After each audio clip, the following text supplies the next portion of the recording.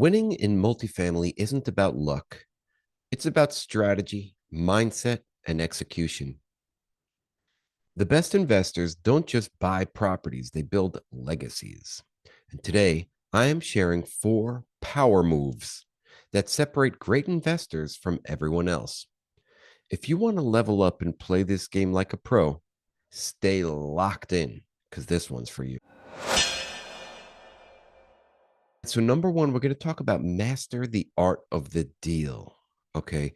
The best investors don't just chase deals, they create them. Now, you're going to look at every single deal that's on market, as you should, and you're going to offer on many of these properties where it makes sense to you. Now, if you get some bites, meaning if you get some people that are interested in counter offering you or discussing your offer a little bit further, this is where you got them locked in. So, what I do in these scenarios is I start engaging with the seller to find out really what their pain point is or what their motivation is for selling. Some people just want a high price, but they're willing to offer seller financing terms that might just make the deal work. Some people are just looking to get out. They have a terrible partnership or they just want to dump the property and they're willing to take a smaller price point. Maybe they have no debt on the property. Maybe they have too much debt and they can't sell it for a certain price. But the more you engage with the seller, the more you will discover, the better you can craft your offer. As a supplementary way of finding leads, you should be also going off market. By off market, I mean cold calling, cold texting, cold emailing, mailers, door knocking, driving for dollars, etc. These are some of the methods that you could use to go off market and find deals. Now, again, if you talk with a seller after having a cold calling campaign and the seller is willing to engage you, that doesn't mean that they're going to be automatically giving you the best price. You have to remember that most of the time sellers want the highest price possible. So, what does that mean? That means you need to cultivate a relationship with them. Back to the story of this one guy I've been talking to. It's probably been since 2022. Today's 2025. We're still talking. He's getting older. He's now 81 years old. I am hoping that he dumps his property to me at the price that I want. Obviously, we've been negotiating a little bit here and there and coming to terms here and there. But the problem is there are other people looking to buy this property as well. So you have to know that at some point you might have to give a little bit as well. It's not all about taking from the seller. You want to come to a mutual agreement that works best for both of you. Number two, build a network that moves mountains. I love this, guys. Networking is actually crucial and key, and I stink at it. I don't love networking. However, I do love connecting with people that are in the space and just kind of talking about regular things, hobbies, making jokes, having fun, and seeing if we connect on a different level. And if we do, then I love diving into things of multifamily with that person or those people. You have to understand that this game is not a solo game. You work as a team. The wealthiest investors do not work alone. Also, you got to be somewhat charismatic. You're not going to go out there and just be like, give me a deal to a broker, let's say, or an investor, or even a seller. Give me your deal. It's not going to work. You got to have some sort of charisma, some sort of approach. People need to like you. You need to be likable. I have found many people that are extremely likable in the space, and I've also found people that were kind of stiff, rigid. You want to be warm with somebody that you're potentially buying $1 million plus property from, or a broker that you're going to do $1 million plus transaction with, or a partner that you're going to do $1 million plus transaction with. You got to be open, warm, and genuine and expose yourself a little bit. Yeah, it's a little uncomfortable, but you got to do it if you're going to find the right people to help you in your network. You got to show up as well. So if you're going to be saying that you're networking and you're doing phone calls, I mean, that's great. But today's day and age, we have Zoom calls you can get on Zoom. We have in-person meetings you can get on in-person meetings. Tonight, for example, I'm going to New York City to meet my partner for the first time, Sasha St. Lot, who's coming up from the Dominican Republic with his wife. He's staying in the city for this weekend. And I'm going to go meet that dude and we're going to have some dim sum. We're going to break bread. You got to do these things, guys. Step three, here's a bold one. Take action before you're ready. Yeah, you're never going to be fully ready. I'm not fully ready, but you got to take action, little steps. The act of taking action increases your education tenfold. If I wasn't going through these deals, if I wasn't doing the due diligence on these deals and getting a property under contract and sweating for a week straight about losing my EMD, I ain't learning, or I'm not learning enough. The most in depth education I've ever gotten was from the struggles on the deals that I have done. And this should be you as well. Put yourself out there, take action. Do not wait until you're quote unquote ready, because you're really never ready. You got to just do it, guys. Obviously, you don't want to get into a dangerous or bad situation, but if you think you have a good deal, make it happen.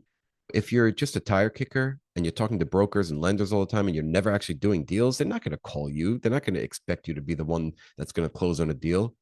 You know, you don't talk to brokers for 3 years without giving offers all the time. I offer all the time. Like I said, the other week I offered 10 properties. I got one. Okay. But you don't get these if you're not offering. You got to make your offers, even if it's where it makes sense for you, even if you're 70% of asking. I make my offers. Sometimes it's worth it, just a conversation. Hey, I'm at 70% of asking. And they're like, oh my goodness, why?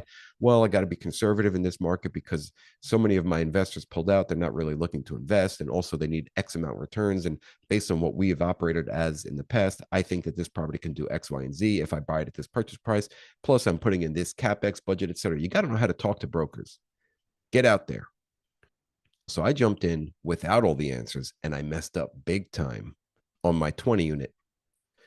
The 20 unit is one we lost $60,000 on because I didn't get the debt ready in time. And the seller, sneakily, sly seller, stole our 50K deposit, which is crazy. I mean, then he just sold it to somebody else. And actually, that property is up for sale right now. I saw it on Crexy and it's excellent. I love that property, but we lost it.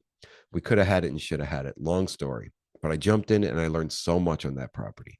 My second deal, the 44 unit, I jumped into and I didn't have all the answers and I struggled. We closed part of the portfolio, 16 units in October, and then we had to wait until mid-December to close the other 28 units. It was a struggle every step of the way, but we ended up raising $2.5 million, guys. That's how it works. You struggle, you get through it, you don't give up. And lastly, I want you to play the long game. This is what I preach every time I come on these podcasts, the power of the long game. You got to think in decades, think in centuries. We're not here to make $1 billion tomorrow. We're here to leave a legacy. And remember, once you get one deal, this will compound. You'll start snowballing and growing faster than you might have thought. Also, let's say you had a goal to reach a $10 million net worth or something like that in a year. You're going to burn out. It's a great goal to set, right? But set it a little bit more realistically and understand that it just takes a little bit longer. You just might have to expand your time horizon a little bit to actually get there. You don't want to burn out, okay? Keep yourself motivated, keep yourself moving at all times, just so you don't burn out. And if you feel like you're burning out, like I kind of felt last week, just slow down for a minute, lay down, do something else. I put music on. I went for a long walk. I hit the heavy bag for 40 minutes, took my dog for a long walk, played with him. He bit me when we were playing. It was an accident, but it was fun. Got a little scuffed up and rough and tumble with my big dog. And you know what? Now I feel much better. And here's something I want you to think about. What would you tell your younger self if you were 85 years old today about patience and persistence? You are 85 years old. You're thinking about your younger self who's 40, 50, 60. What would you tell this person? Me personally, chill out, bro. You got this. You're in it for the long game. You have 40 more years to get here. You got this. You're on the right path. You're learning and growing every single day. You got this, my bro. That's what my 85-year-old me would tell myself. What would your 85-year-old you tell yourself?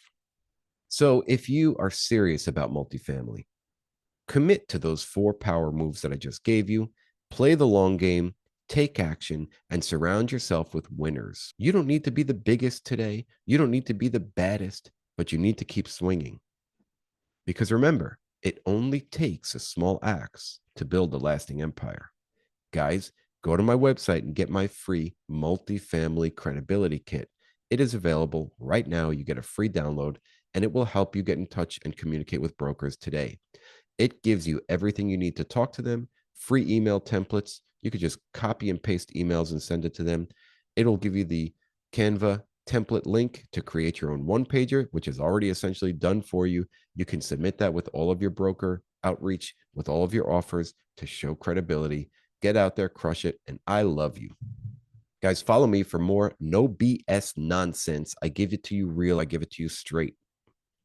DM me your biggest takeaway from today's episode. I would love to hear from you. Go crush it, go network, go get deals. Just know that today, March 2025, all deals are at 20 to 40% discounts from where they were 2-3 years ago. Get one today and wait. I love you. All right, and that's a wrap, Small Axe community. So I wanted to take a minute to say thank you so much for listening to the show. And if you liked it or got any value from it, it would really mean the world to me if you would share it with someone else and write a review. Remember, guys, keep sharpening those axes. Let's get out there. Let's crush it. Love you guys.